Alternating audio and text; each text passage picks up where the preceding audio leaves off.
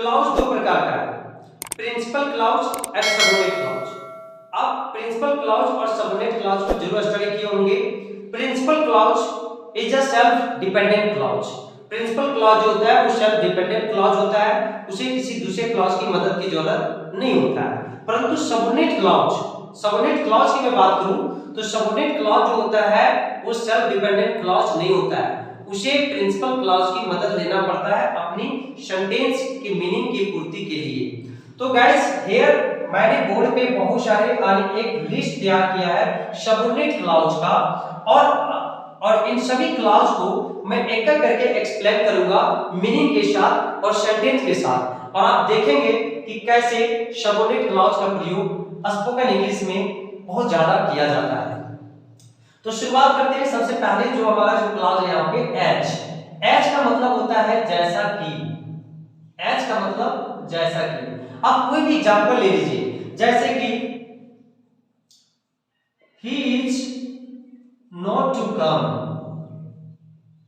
as I know। इसका मतलब हुआ वह नहीं आने वाला है जैसा कि मुझे पता है। तो आप सेंटेंस को देखिए, यहां पे दो सेंटेंस हुआ, he is not to come। तो ये जो सेंटेंस हुआ वह नहीं आने वाला है, तो ये ऐसे भी इसमें उसको किसी चीज की जरूरत ही नहीं है, वो ऐसे भी कंप्लीट है। तो ये जो क्लॉज हुआ वो प्रिंसिपल क्लॉज हुआ, और एज आई नो जैसा कि मुझे पता है, इधर वाला जो हो गया वो सबोर्डिनेट क्लॉज को शो करता है। तो ये है अंतर प्रिंसिपल क्लॉज और सबोर्डिनेट क्लॉज में। अभी आप हर सेंटेंस में आप देख सकते हैं इस प्रकार से। चलिए अब नेक्स्ट जो सबोर्डिनेट क्लॉज है वह है एज इफ। एज इफ का मतलब होता है मानो कि। मानो कि इसका मतलब हुआ मानो कि। जैसे कहते हैं ना, वह ऐसे बोलता है मानो कि प्रधानमंत्री हो, तुम ऐसे मेरे को डांट रहे मानो कि मेरा बॉस हो, तो उसमें एज इफ का प्रयोग किया जाता है। एग्जांपल का आप देख लें, you speak as if you were your leader। चलिए you speak as if you were your leader, इसका मतलब हुआ तुम ऐसे बोलते हो मानो कि एक नेता हो। तो you speak तुम बोलते हो, तो ऐसे ये हो गया आपका प्रिंसिपल क्लॉज। लेकिन अगर मैं कहूं as if you were your leader, मानो कि तुम एक नेता हो, तो ये आपका हुआ सबोर्डिनेट क्लॉज। तो आप सबोर्डिनेट क्लॉज को देख सकते हैं कि कैसे ये प्रिंसिपल क्लॉज के ऊपर डिपेंड है अपनी सेंटेंस की पूर्ति के लिए, यानी मीनिंग की पूर्ति के लिए। एज मच एज का मतलब होता है इतना, डोट जितना। जैसे कि मेरे पास इतना पैसा है जितना कि तुम्हारे पास, तो आप क्या कहोगे, मेरे पास I have as much money as you have। I have as much money as you have। Negative में इसका होता है not so much as, जैसे मैं उतना नहीं जानता हूं जितना कि तुम। I don't know so much as you know, या तो you as you। I don't know so much as you। तो as much as आपने सीखा। नेक्स्ट वर्ड है as far as। as far as का मतलब होता है इतना, as far as इसका मतलब है जहां तक की। जहां तक की, जैसे एग्जांपल को समझेगा, Ram is a good boy as far as I know. इसका मतलब हुआ जहां तक मैं जानता हूं राम एक अच्छा लड़का है। तो Ram is a good boy ये हो गया प्रिंसिपल क्लॉज, इधर सबोर्डिनेट क्लॉज। ये पहले भी आप इसको लिख सकते हैं, ये चीज को पहले भी लिखा जा सकता है। नेक्स्ट वर्ड है as soon as. As soon का मतलब इतना जल्दी जितना कि, या तो ज्यों ही। जैसे as soon as I reach home I shall eat something।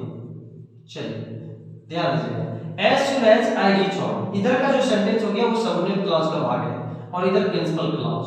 तो देखिए as soon as I reach home का मतलब है कि मैं जैसे ही घर पहुंचूंगा मैं कुछ खाऊंगा, क्योंकि मैं बहुत भूखा हूं, या तो जो ही मैं घर पहुंचूंगा मैं कुछ खाऊंगा। नेक्स्ट वर्ड है although। although का मतलब होता है हालांकि, डोंट फिर भी। हालांकि, डोंट फिर भी। जैसे कि although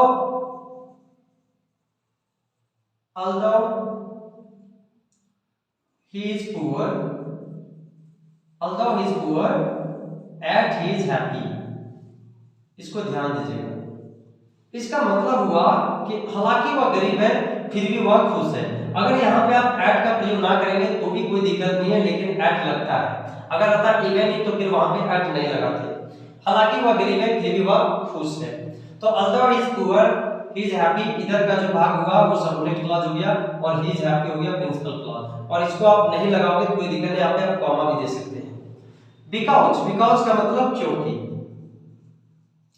बिकॉज का मतलब हुआ क्योंकि। जैसे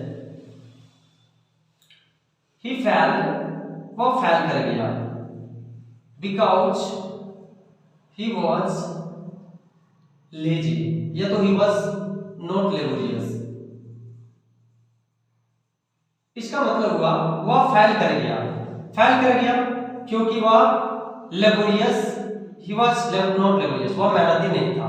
तो इधर का जो भाग है सबऑर्डिनेट क्लॉज, इधर का प्रिंसिपल क्लॉज। नेक्स्ट वर्ड है बिफोर। बिफोर का मतलब तो आपको पता है कि पहले, पहले। जैसे द पेशेंट हैड डाइड, इसका मतलब हो गया कि पेशेंट मर चुका था डॉक्टर के पहुंचने से पहले। तो before the doctor came, before the doctor came. तो द पेशेंट हैड डाइड इधर हो गया principal clause, before the doctor came ये आपका हो गया सबऑर्डिनेट क्लॉज। नेक्स्ट है हाउ, कैसे। I don't know how he learn English. अब इसको ध्यान दीजिए, I don't know how he learn English. इसका मतलब हुआ हाउ का मतलब तो आपको पता है कि हाउ का मतलब कैसे होता है। तो I don't know how he learn English, मुझे नहीं पता कि वो अंग्रेजी कैसे सीखा। I don't know principal clause, how he learn English subordinate clause. तो दोनों में ये डिफरेंस है। नेक्स्ट है इफ। इफ का मतलब होता है अगर। जैसे I will come if you invite me. इसका मतलब क्या हुआ, आई विल कम मैं आऊंगा, ये आपका प्रिंसिपल क्लॉज है। और इफ यू इनवाइट मी ये सबऑर्डिनेट क्लॉज होगा, अगर आप मुझे इनवाइट करो। अब क्यों सबऑर्डिनेट क्लॉज है, again and again I shall not discuss, क्योंकि मैं पहले बता चुका हूं कि सबऑर्डिनेट क्लॉज जो होता है वो प्रिंसिपल क्लॉज के ऊपर डिपेंड होता है। तो आप देख सकते हैं कि ये इसके ऊपर डिपेंड है, लेकिन ये इसके ऊपर डिपेंड नहीं है। ये तो ऐसे ही इसका क्लियर मीनिंग आ रहा है मैं आऊंगा। लेकिन अगर सिर्फ मैं बोलूं अगर तुम मुझे इनवाइट करो, तो इतना तो हम लोग नहीं बोलते कि अगर तुम मुझे इनवाइट करो, अगर तुम मुझे इनवाइट करो, इतना तो हम लोग कहते ही नहीं है। तो ये अभी अधूरा है, इसलिए इसके ऊपर डिपेंड है, इसलिए इसको कहते हैं डिपेंडेंट क्लॉज नहीं बल्कि हाँ इसे कहते हैं डिपेंडेंट क्लॉज और इसको कहते हैं सब डिपेंडेंट क्लॉज। नेक्स्ट वर्ड है लेस्ट। लेस्ट का मतलब तो आप लोग पढ़े ही होंगे, इसका मतलब होता है ऐसा ना हो कि, ऐसा ना हो कि। जैसे hurry up, hurry up लेस्ट you should, लेस्ट you should miss the bus या मिस द ट्रेन। जल्दी करो, ऐसा ना हो कि आपका ट्रेन छूट जाए। तो हरी अप तो ऑलरेडी प्रिंसिपल क्लॉज के अंतर्गत होता है, लेकिन ऐसा ना हो कि ट्रेन छूट जाए, तो इसका ये तो अधूरा है, समझिए। तो ये तो सबऑर्डिनेट क्लॉज हो गया, हरी अप जल्दी करो, ऐसा ना हो कि ट्रेन छूट जाए। नेक्स्ट है प्रोवाइडेड। प्रोवाइडेड का मतलब होता है बशर्ते, या तो पर तब जब तुम, या पर तब जब, पर तब जब, इसका मीनिंग ये हुआ पर तब जब। जैसे आई शैल कम provided you come to my house to invite me। ध्यान देने की जरूरत है। I shall come मैं आऊंगा, पर तब जब तुम मेरे घर आओ मुझे इनवाइट करने के लिए। तो I shall come ये तो प्रिंसिपल क्लॉज है, ऑलरेडी मीनिंग इसका क्लियर है। Provided you come to my house to invite me ये तो सबऑर्डिनेट क्लॉज है। ये चीज को गौर करना है आपको। देखिए मैं बहुत ही इंपॉर्टेंट चीज आप लोगों को पढ़ा रहा हूं। नेक्स्ट वर्ड है सिंस। सिंस का मतलब होता है चूंकि, इसलिए, चूंकि इसलिए इसका मतलब होता है, दोस्तों ध्यान देने की जरूरत है। सिंस डॉट इसलिए, चूंकि इसलिए। जैसे since he was very ill, comma he died. इसका मतलब हो गया चूंकि वह बहुत बीमार था इसलिए वह मर गया। तो चूंकि वह बहुत बीमार था, इधर का जो है सबऑर्डिनेट क्लॉज और इधर वो मर गया प्रिंसिपल क्लॉज।